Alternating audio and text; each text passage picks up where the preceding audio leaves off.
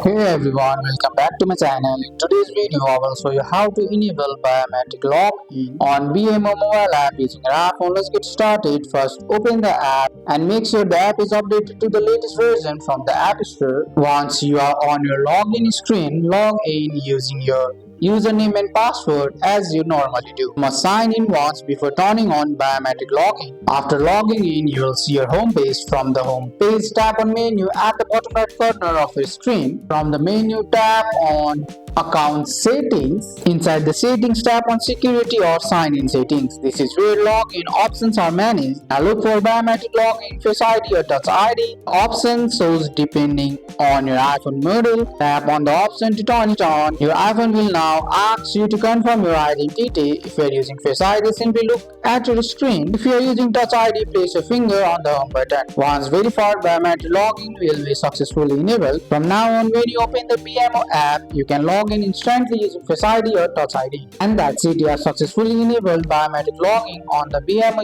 US app using your iPhone. That's all for today's video, guys. I hope you guys liked this video. If you found this video helpful, drop a like, subscribe for more videos. Thanks for watching. See you in the next one.